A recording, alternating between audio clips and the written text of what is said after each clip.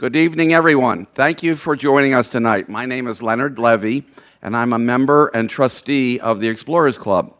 This year's Climate Week has been a huge success, and I'd like to thank you all for contributing to the community we foster here at the club.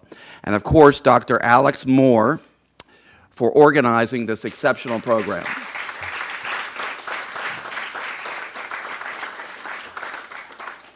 For those of you joining us for the first time tonight, the club was founded in 1904 by the world's leading polar explorers and has since expanded to cover all facets of exploration from the depths of the ocean to the vastness of outer space. As you walked into the headquarters this evening, you may have noticed a plaque listing the club's famous firsts. First to the North Pole, first to the South Pole, first to the summit of Everest, and then first to the bottom of the Marianas Trench, and of course, first to walk on the surface of the moon, all members of the Explorers Club. Some of the display cases in the lobby downstairs contain artifacts from these historic expeditions, including water from the bottom of the trench and a club flag carried by Neil Armstrong on the Apollo 11. As to that last point, I am proud to support Climate Week this year on behalf of my company, Bradford Space, a longtime creator of versatile and economical spacecraft subsystems. Manufacturing and distribution businesses are something I know a little bit about, so I'm excited to hear more from the Daniels Family Sustainable Energy Foundation about the technological innovations they're working on to reduce energy demand and to mitigate climate change on a global scale. Without further ado, I'd like to welcome Director Gregory Daniels.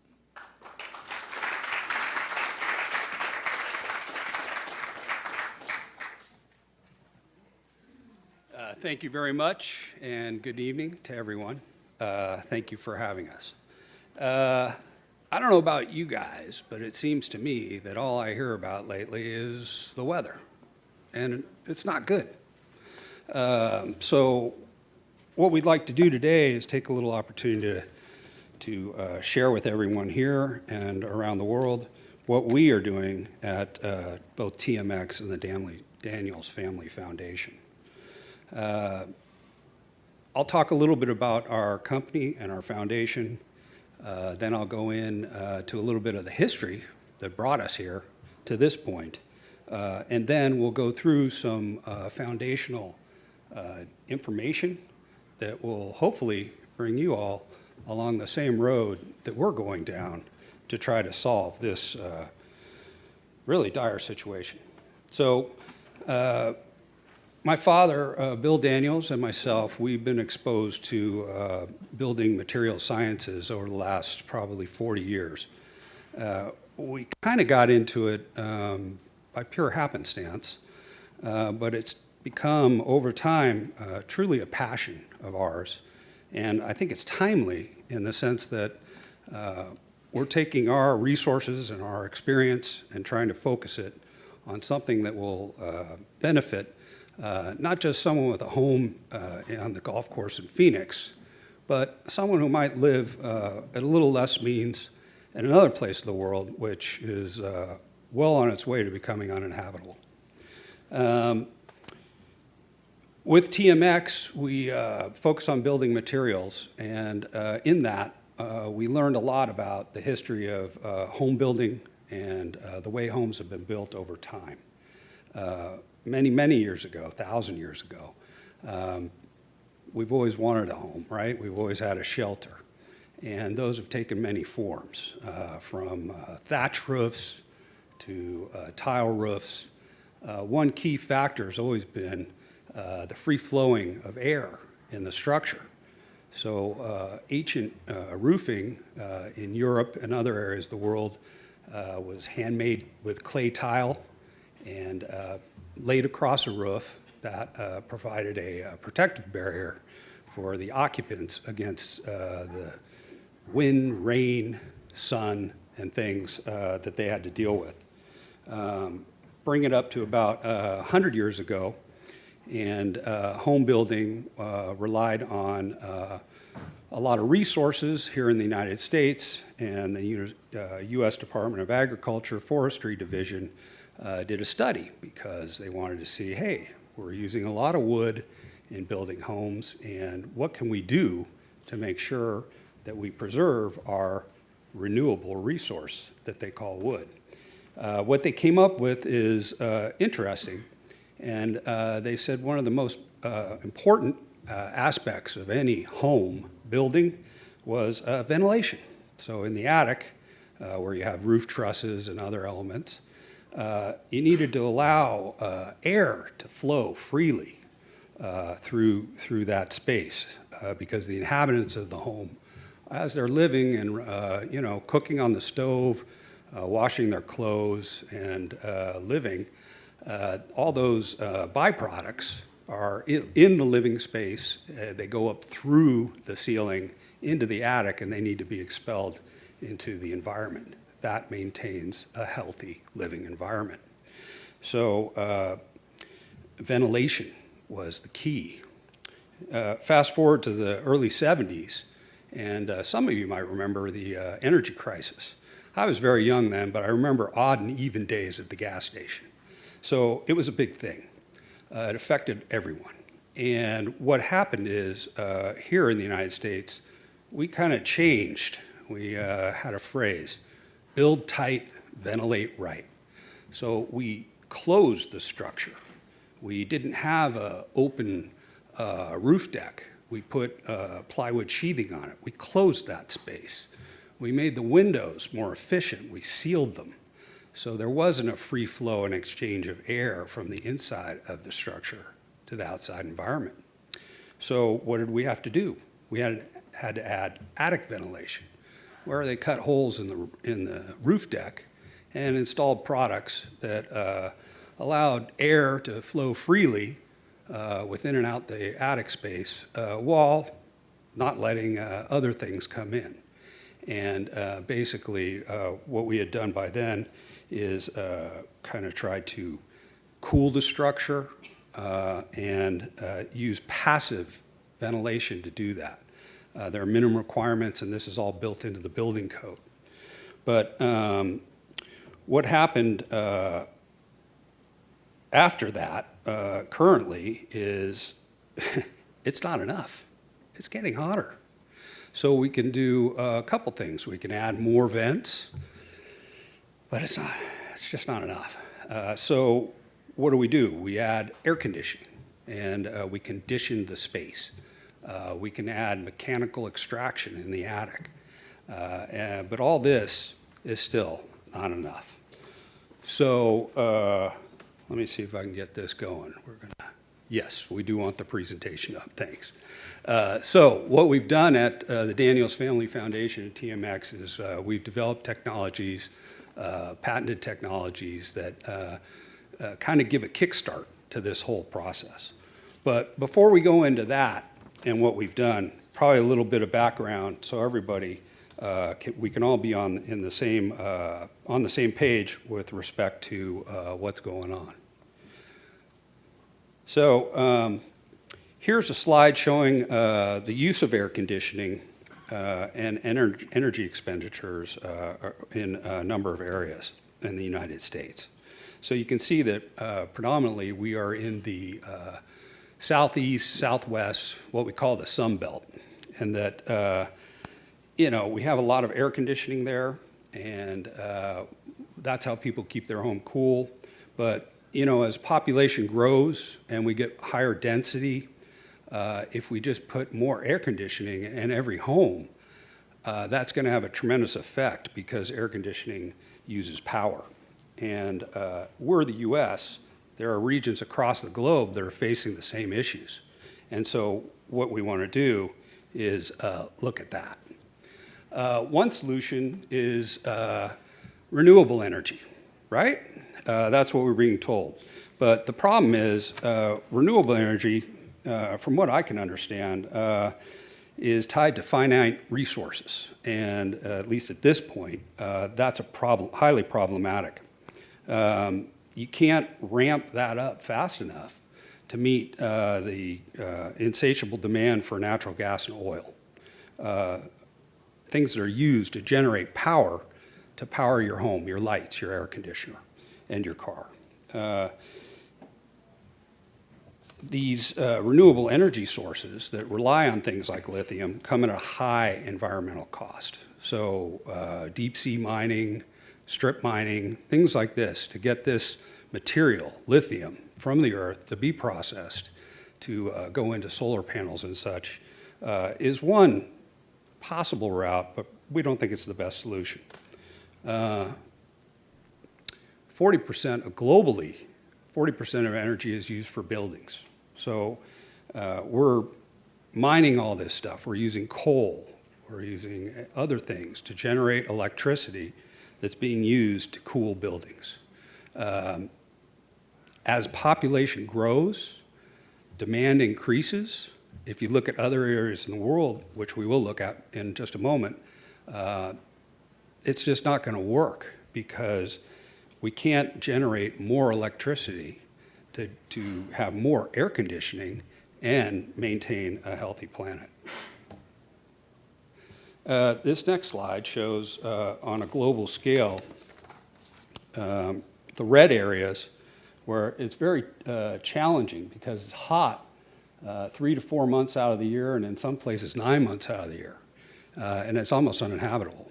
And so if you look at this, there's an issue here. We have this strip around the equator. It's heavily populated, and what we're doing is we're seeing people who are clamoring for some solution.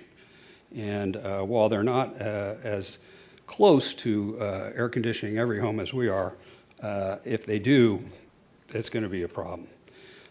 So we're going to generate more CO2, and we know what's going to happen with that. And we have climate change, which is basically an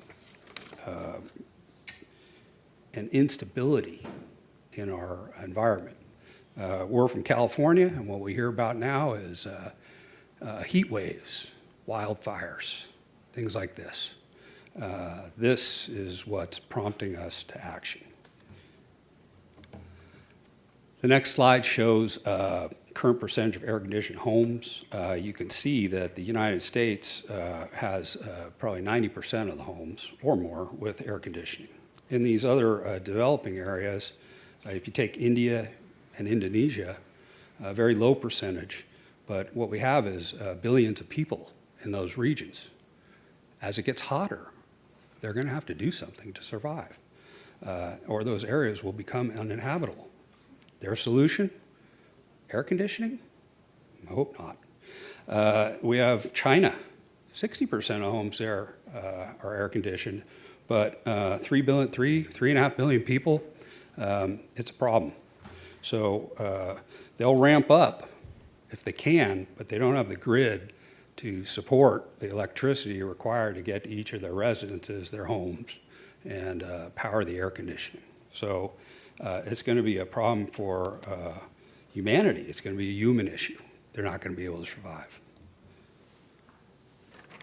This slide showing the increase in energy demand projected if we go along this same path. And if you look at the areas, India, predominantly powered by coal, and so that we feel is not the best solution. These areas are hotter, and they're the most populated, so it's a major issue. What we're showing here is, well, maybe renewables and things are the solution. But if you look at these maps, they show you where the wind farms are, where the solar power plants are, and they're not where we need them. They're not in that strip, the hottest strip of the planet around the equator. So we're going to need a better solution. Share of electricity demand by growth is growing. We're going to see more demand for air conditioning if we don't do anything. People simply won't be able to survive. We have identified this issue, and we've all agreed that we need to reduce energy demand for climate mitigation. But I don't know that anybody agrees on how exactly we're going to do that. We have targets. China, almost 24% reduction, target by 2030. The U.S., India, Brazil, it's a lot to ask our friends in the southern hemisphere to reduce their impact while we are having such an impact on the environment. So that brings us to the work we're doing at TMX and the Daniels Family Foundation. What we did is we decided that we can't just have a power-based solution. What we need is heat abatement technology, HAT, and that's what we focused on. So what we have is patented technology of heat abatement. It's basically rearranging nanoparticles in different configurations in order to result in a deflective surface between the sun and your home. So when the sun hits your home, what happens is radiant heat goes through the roofing material, into the roofing structure, into the airspace, then into your roof, then into your home. And that's the thing that we're trying to mitigate, that transfer.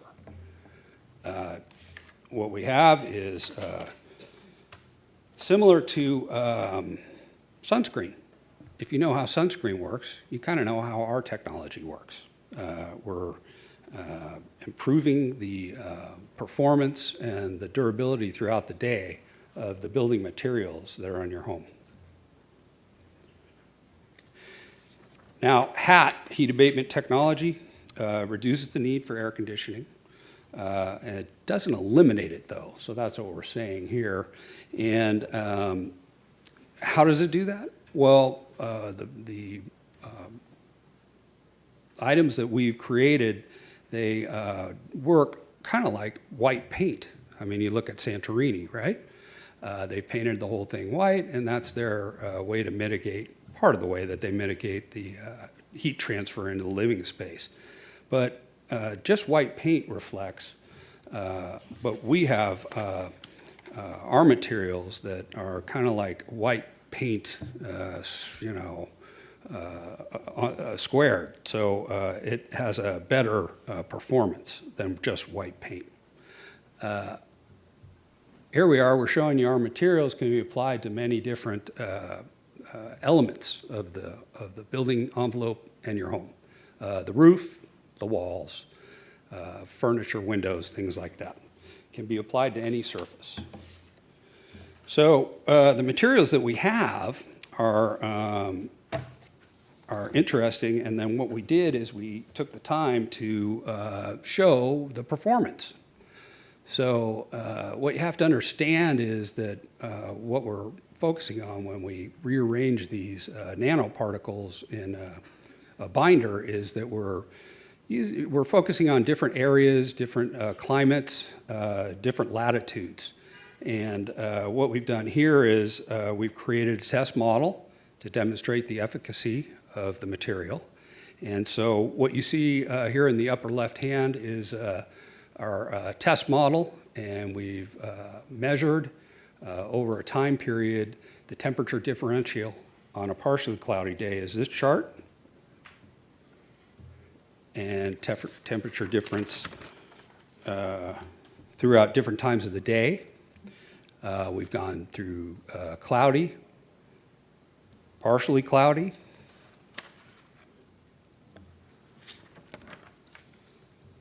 and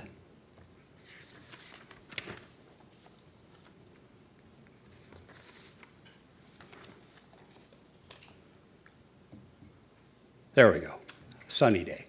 So on the sunny day, you get the highest differential and the best performance. So the beauty of the product is that it performs better when it's hotter. What we can do, though, is take the angle of the sun, the overall temperature of the climate in a particular area, and fine-tune these materials to optimal performance in a given area.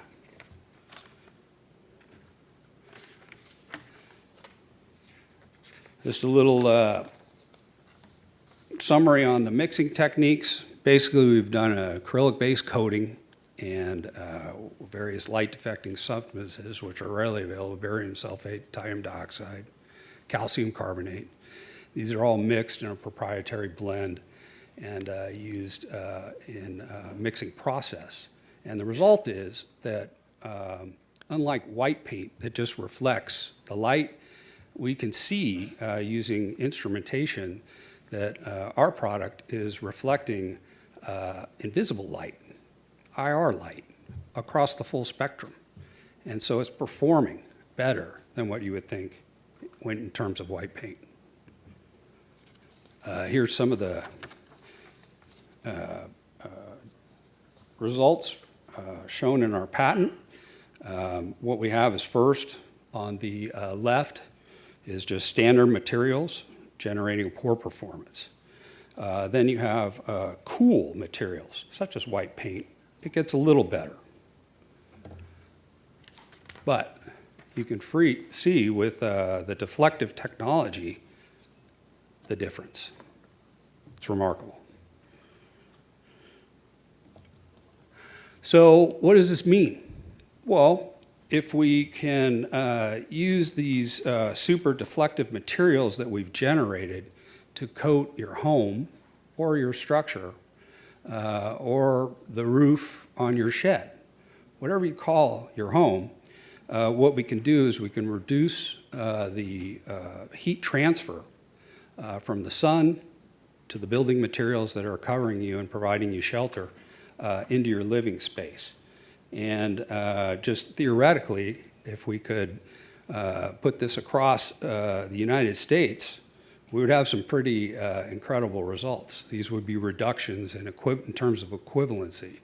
It'd be like having a couple of million less cars on the road and such like that. If you look at it in terms of a worldwide scale, the numbers are staggering. So if we can implement this technology throughout the planet, what we can do is we can make a serious impact on the requirement for air conditioning and the burden that that's placing on our planet and the raw materials which make up our planet. Thank you.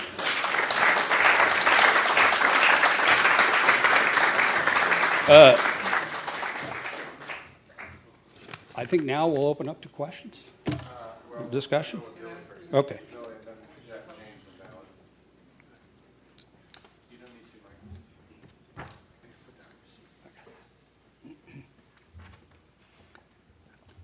Good evening. I'm the proud father of Gregory. I'm Billy. I thought I would take a moment to give you some insight to understand how this came about. And it goes back quite a ways. Almost 20 years ago, I was in Asia quite a bit, and I got involved with a group called the IPPF, International Power Producers Forum. And we had meetings all over the world, and it covered everything from renewable energy production to atomic energy. But as the time went on, there was a notion that became painfully obvious, because I kept hearing the same thing. Coal is here to stay. Oil is here to stay. And I realized that whatever mitigation, whatever reaction we would have to that could not be on the supply side. The supply of coal is going to last so long that there's no renewable solution. Renewables are under 5% in terms of consumption. It's an overwhelming contest. But the insight that I had was that there might be a mitigation solution on the demand side.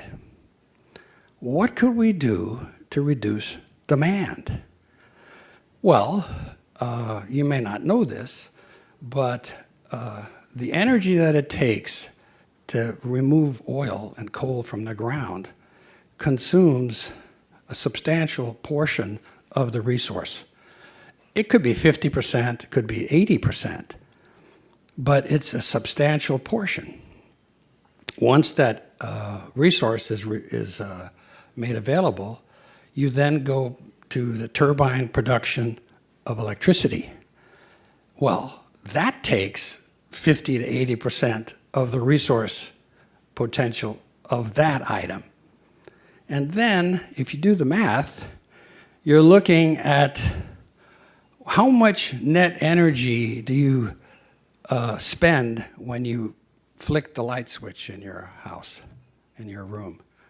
90% of it might have been consumed just so you have that convenience. Well, do the math another way. If you look at the cost of what it takes in resources, you then look at another economic fact of life. In 1972 was probably the last time when you could get married, you could get a house, your wife could stay home and raise your kids, you could work for a company for 40 years and retire. When I worked in 1972, I was making $300 a month. But I paid my rent, bought my food, took care of my kids. You can't do that today.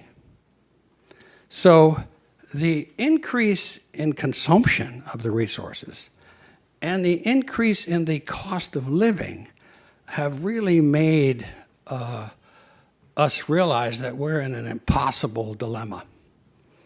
So what I'm offering you is not a permanent long-term solution. It's a mitigation. You're just mitigating the inevitable crushing effect of economics.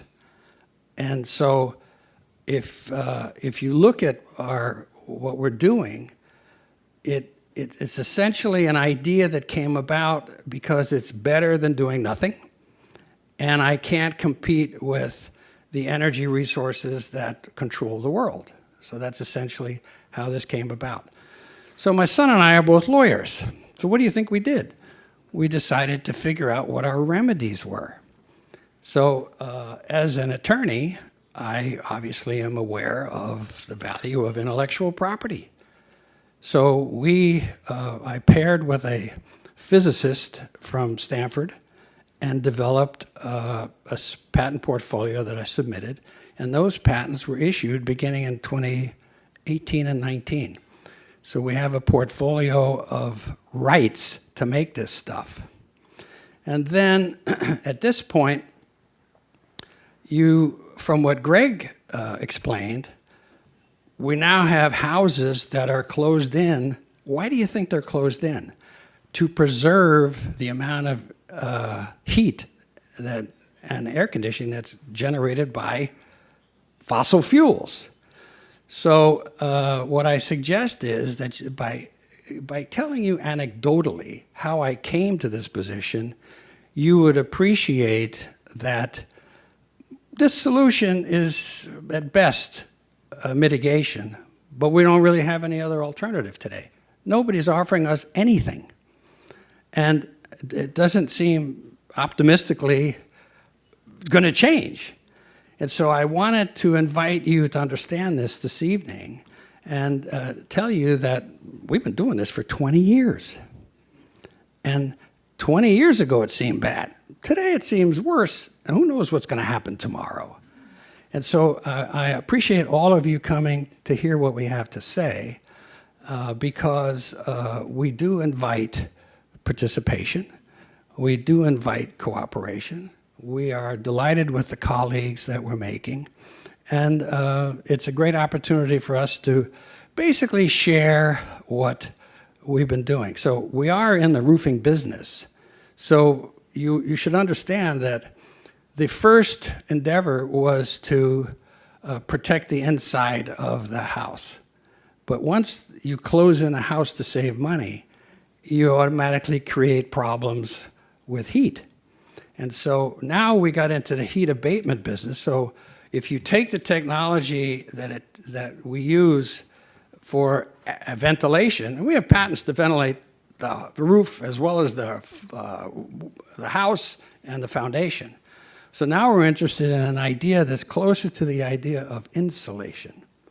And so if you visualize building a house in the desert and desert heat on it, it's going to be as hot as the temperature result is.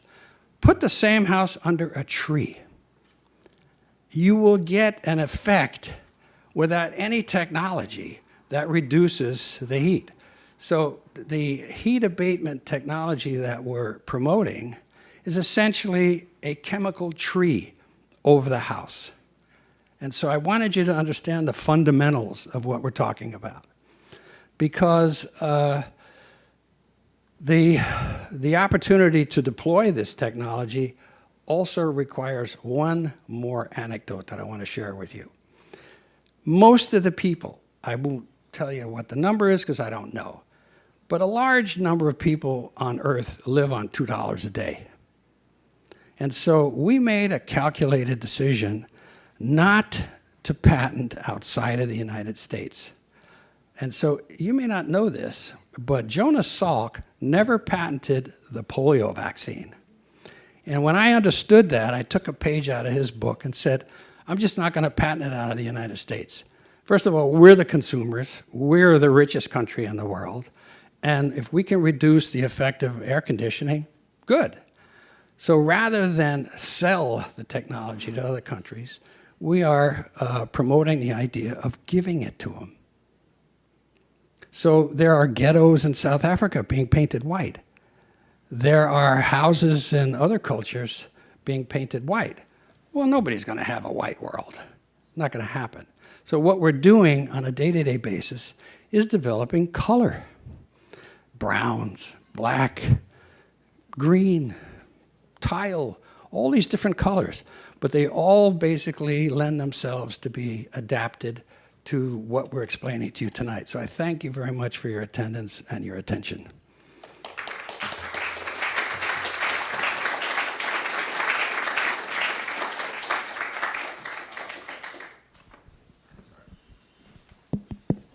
I'd like to now. Oh no, we're not doing questions yet. But there are two more speakers. They're here to ground truth this in applications for urban areas like cities. You know, how does this affect cities? What are cities experiencing? And for that, we have James Churchill, who is a member of this club. He serves on the buildings committee in this club. He's also an architectural conservator and a lecturer at University of Pennsylvania on metal conservation, and a very good friend of mine. And so here's James.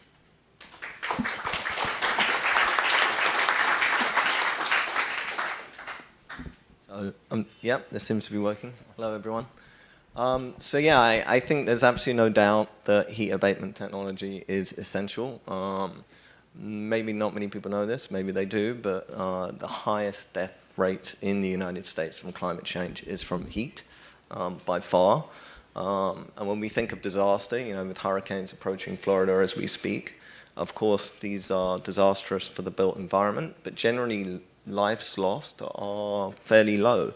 Yet heat is killing hundreds, if not thousands, of people in America, and then a much higher percentage throughout the developing world in particular. So I think heat abatement technology is certainly something that we absolutely need, and as Bill has talked about, the grid is not really prepared at this stage purely for renewables, and every country has different levels.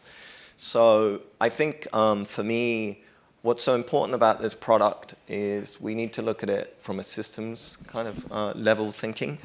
And systems level thinking has been used really in conservation across the Amazon and across preservation in my field, in buildings. And what can we do with this energy that is being deflected? And I think that's a discussion I'd really like to have with both of you, because we have this product which is effectively, and I've read the patent, it's very complicated, but titanium dioxide crystals, and effectively using the physical element of titanium dioxide and other elements to reflect. But my concern, I have some concerns, like every preservationist does, that they've used some of this technology, for instance, in Vegas, where you currently reside, and it's been used in California on pavements, and they used it to deflect heat. And what ended up happening was it did reflect the heat back into the walls of surrounding buildings and actually raised the temperature of some of those buildings by 3 to 4 degrees. So it's a very powerful technology. And so I guess when I think about this technology, how do we harness it? And its best place is on a roof, because when you deflect from a roof, you're much more likely to deflect into the atmosphere. But I think there are so many other technologies like heat exchange, the use of compressors, and the way even silicon or wafers to reflect this heat and then actually take that energy and transfer it into ventilating the house as well would be an additional benefit that would really help that house. So these are the kind of technologies I like to also talk about. And thank you for having me tonight. Can I mention something? Of course. Yeah. Is this on? This is a good point, but let me clarify it for you. If you look at the city from the sky, you're going to see rooftops and asphalt pavements. So it's a very important part of the opportunity to control heat. Heat abatement is basically controlling the heat to a tolerable level. And so, but if you look at oil, and you take a gallon of oil, and it's basically it produces a variety of products. The top is gasoline. Then there's different oils that are used in cooking. There's oils that are used in clothing. A lot of people here are sitting in plastic clothes. They don't even know it. But if you get to the bottom, you get to asphalt. So everything comes from oil. And what we're doing with the opportunity to control the heat is very ably pointed out, because it has this, there's a name for this, it just bounces off all the buildings and makes it increasingly hot. But it's not to be discouraged, because what you do in a city is different from what you might do on a house in the country. But so now you're beginning to understand that there's just no limit to problems, no limit to solutions. And I wanted you to get a comprehensive notion of that tonight, that it's not just one product, it's applications of an idea that would mitigate various types of problems. The city is the most obvious one. This is all asphalt. We're in the roofing business. Asphalt roofing is the biggest source of product in the US. Tile not being the biggest, it's a composition, they call it. So a great point. I think that's why I wanted to respond to it. Before we continue with the Q&A and discussion, I understand that it's very exciting and everybody wants to get into the ring and start. I wanted to acknowledge also and give the floor to Alyssa Betradzik, who is a marine geoarchaeologist and who has firsthand knowledge of how this technology may affect, or rather, what the experience is of the new patterns and heat waves that we're seeing in the Middle East and other areas that are really suffering from heat waves, what the lived experience is. Most of us don't actually feel the heat waves, especially in the Northeast. We don't have, if you're from the Northeast, you don't have a full understanding of what this is doing to people. And I just wanted to ground truth it for a second with Alyssa. Hi, thank you, Alex. So I lived in, for context, I lived in the Middle East for the better part of the last decade. And to put this into context, so think of if you're in New York City. It's a gorgeous high 70s, like 77, 78 degree day, but increase the temperature by a mere 7, 8 degrees, puts it in 85 degree weather, completely intolerable. You're sweating, sweltering, it's horrible. So this 7 degree increase, more or less, is the amount of temperature rise that the Middle East is expected to see by the end of the 21st century. So if you put this into context of New York, bigger issue, not so bad. Of course, we have winters, our climate's a bit more temperate, but if we're looking at the Middle Eastern climate, we're looking at areas that regularly see temperatures of 60, 70, 80, even up to 100 degrees Celsius. So this 7 degree change on top of 100 degree heat, completely unbearable. So I have experience specifically living in this more moderate Mediterranean climate. And especially during heat waves, this temperate climate becomes completely unbearable. If you think of, I don't know how many people, it's the Explorers Club, so of course people have probably traveled. If you think of going out to a lovely beach, you cool off, well, during heat waves, this does absolutely not happen. You go from your air-conditioned apartment to your air-conditioned car, thinking you'll have this lovely day and cool off at the beach. As soon as you step outside, it's hot, it's humid, you can't breathe. Then you add this to the high temperatures of the water. During the summer, the water is already 80 degrees, so you're somehow now wet and sweating at the same time. So it's completely unbearable, and then you just very quickly turn back around and go back into the AC. If we put this into a context of a desert environment, it's literally like stepping into an oven. So you go, of course, from this Mediterranean climate, drive down in a nice AC car, open the car door, and if you're in an area that's experiencing these heat waves especially, literally you open the door and it's dry, but it's so unbearably hot and you cannot escape. So we go visit family. There is one air conditioner in the entire house. So everyone is concentrated in this one room. If you go upstairs to try and sleep, you literally can't, there's not enough layers to peel off to actually feel relief. This heat is completely oppressive, and this is just nowadays during heat waves. And of course, all of these extreme temperatures will be further exacerbated, and this oppressive, just this completely overwhelming sensation will only be further increased as we're seeing these global climatic and environmental changes. So, thank you. Alyssa, let me mention something that it comes right from your presentation. It took a while to understand, but we're coming to realize that the normal circadian rhythms require that your body cool off at night. And so when we talk about heat during the day when you're active, there is a medical issue that comes out of this, the fact that as the body fails to reach the appropriate cooling level, you don't really have REM sleep. You don't have the time for your body to make physical and mental adjustments. So we're talking about what's called inflammation. And so when you see the difficulty in working and living, don't forget that there's 24 hours in a day, at least 8 of which you may require to get full rest. So every year that we spend doing this, another door opens.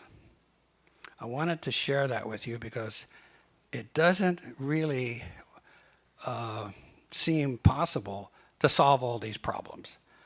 At least hearing them and being aware of them, you might think of something that we could use. You might think of something we could do, and that's all we're saying tonight. This is what we came up with, and so we're offering the challenge to you.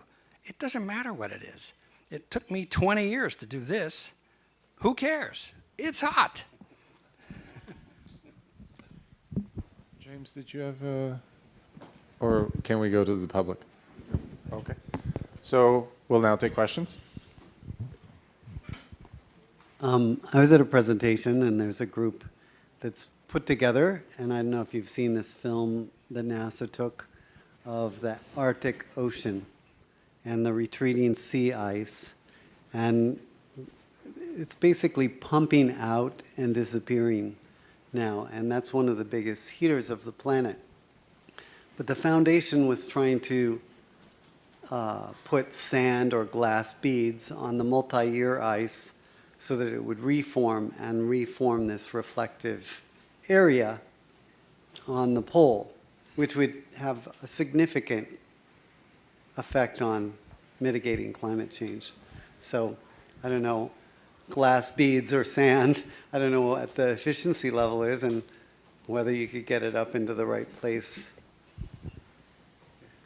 So increasing albedo in areas that are losing ice. Well, you could try and spray titanium oxide in the Arctic. I don't know what that would do.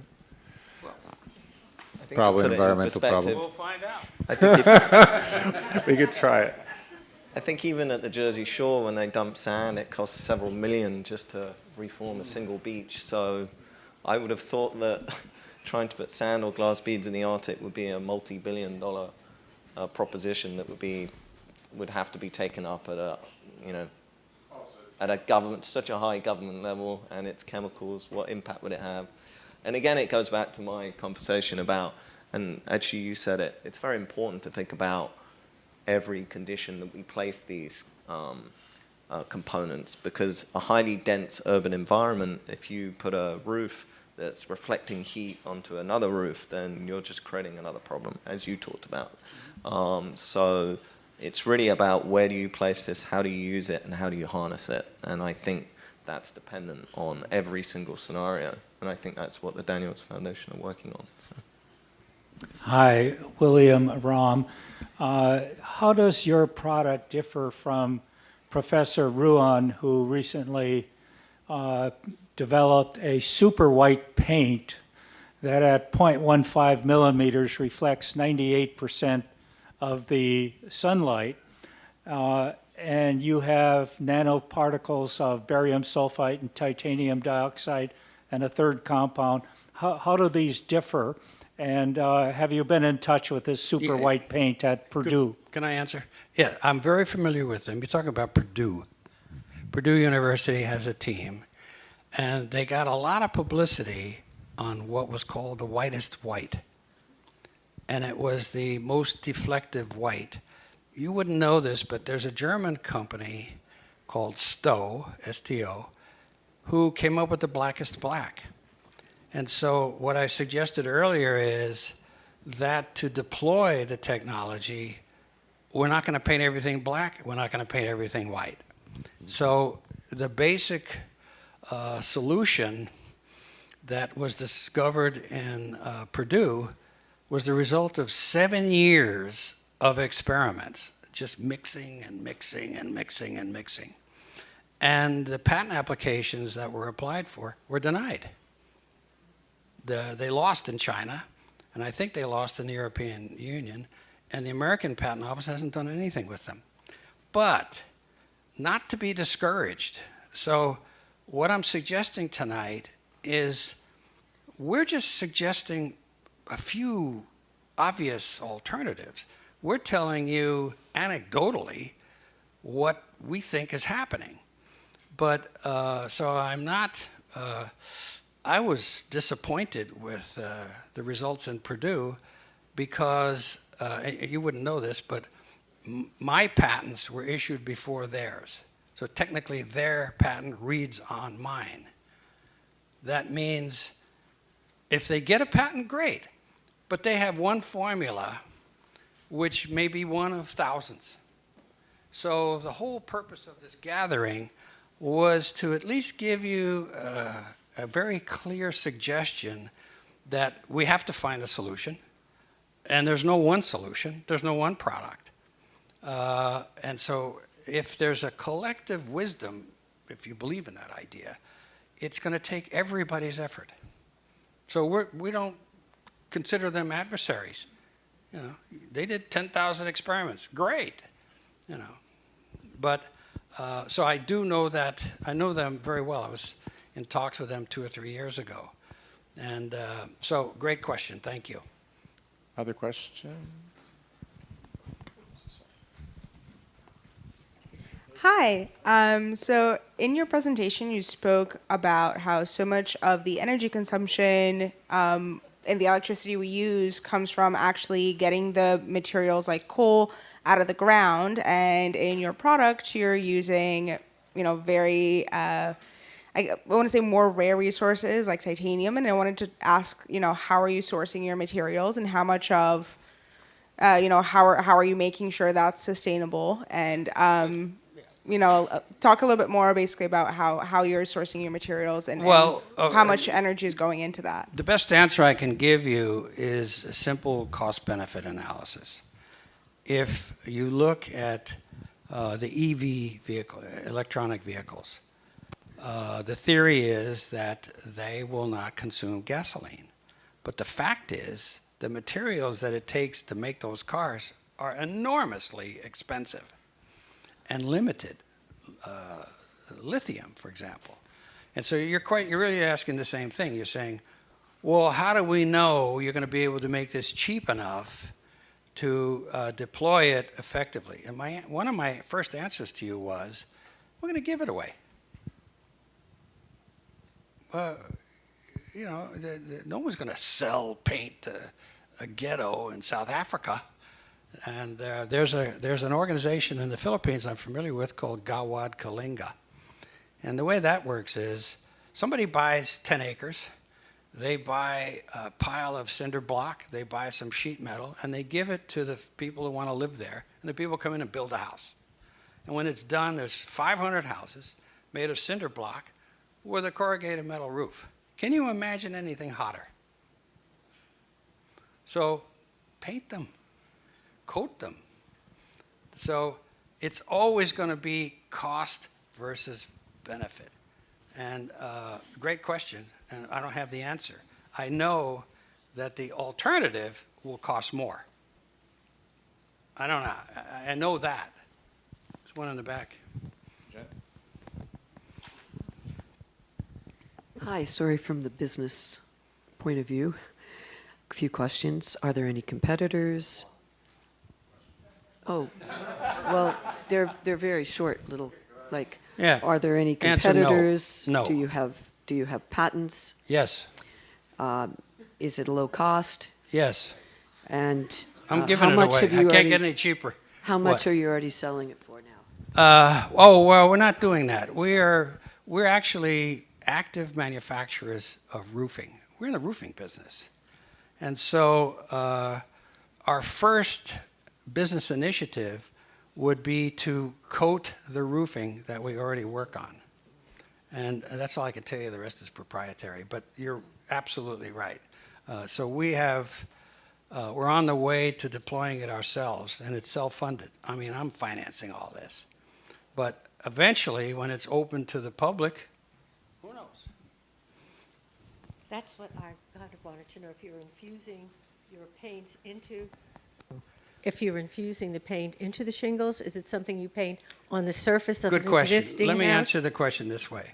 If you read the patent, it says it's either an additive, which means it goes into the cement, into the tile, into the asphalt, or it's a coating, which means it goes on top of it. Well, let me answer that question. I'm going to answer a better question, if you don't mind. There's a product that was patented by NASA in the 60s. It's called ceramic microspheres. These little ceramic spheres. They put them on the bottom of the space capsule when it came back into the Earth's atmosphere and heated up.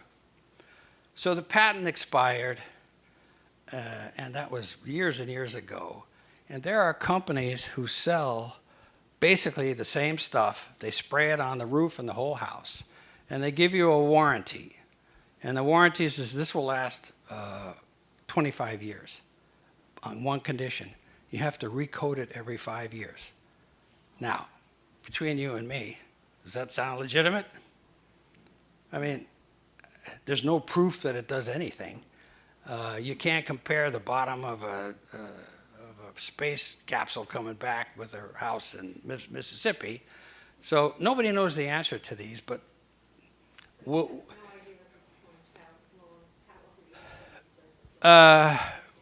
no, it's not that. We can't know. We can only take one step at a time. And so we will progress through this. But as long as we're self-funded, self-financing, I don't look at it as a losing business. I look at it as an investment in the future. So I don't need to know, to be honest with you. It's not available yet. No, we are, and the key point of your question is really valid. We don't want to overpromise and underdeliver. We want to determine what it does in a specific place under certain circumstances and tell you what our expectation is. If it doesn't happen, we owe you money.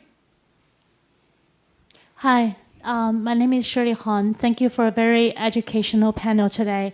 I have a question for you is that, so where have you tested the paint? In what regions of the world? Because I watched Gregory's presentation that you mentioned that actually it's emerging countries that we need more cheaper technology, more sustainable technology to apply and then to give them and for this paint. And you have just mentioned that you're going to give them away. So what is your vision for your technology, for your company to develop further worldwide? The short answer is obvious. There's enough opportunity in the United States. And the United States has very high consumption level of electricity and air conditioning and a very high standard of living. What I said is that the majority of the other people in the world who don't have the money shouldn't be excluded from that. So I would channel it through charitable organizations and let them fund it. That's why I gave you the example in the Philippines. I mean, the Rotary donates the money. The people who are going to live in the houses have materials. They would get cinder block and they would get metal. They're also going to get paint. That's what I mean by channeling it through charities. And as a lawyer, I'll be candid with you.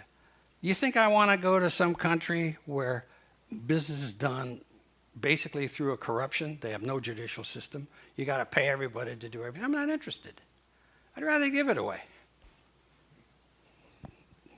Yes. Yes, good evening. Thank you very much for a very wonderful presentation, and it's enlightening, I think, to many and to myself.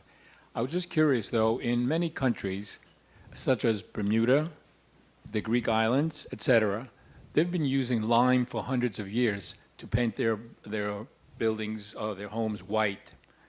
But it has a double benefit, if you would. In the island of Bermuda, for example, they use lime because they don't have access to water, and they collect the water that runs off the roof. It's stored in a cistern on the side of the home so that the homeowner has a continuous use of water, which lime, supposedly, if I'm not mistaken, has some antibacterial benefits and the reason to use it. So how would your product, or can it be mixed with lime, so it would have two benefits: a reflectivity factor, as well as a benefit to its... that comment is a question I can't answer because I don't know. However, having heard the question, we will take the time to find out. That's the best I can tell you. Which is really the great part about having an open discussion. Thank you very much. Speaking of open discussions, we are over time, and I'm going to take the privilege of the chair to close the evening. Thank you so much. It seems like you have a lot of questions. Please find us in the reception afterward, which Mr. Levy has generously sponsored. So please continue your conversations.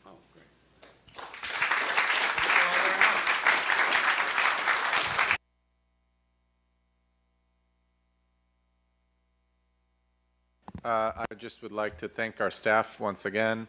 I don't know how many of you have been here before over the week, but I'd like to thank our incredible staff Alex Serrano and Luis Muga are in the back. Kevin Murphy and Brittany Barbazat, directors, up in fourth and a half floor. Felix Freeland, Margaret Ferris. Sorry, let's see if I can remember them all. Tim McGovern, Charlotte, Felix. I already said Felix Freeland. I did. And Charlotte, I got her last name, her pronunciation correct. I hope I did. Kayarek, I think. Hope I did justice. Bonnie Wiper and Chris down at the bar. Please go have a drink later on. We are open until 10 p.m. Have a good night.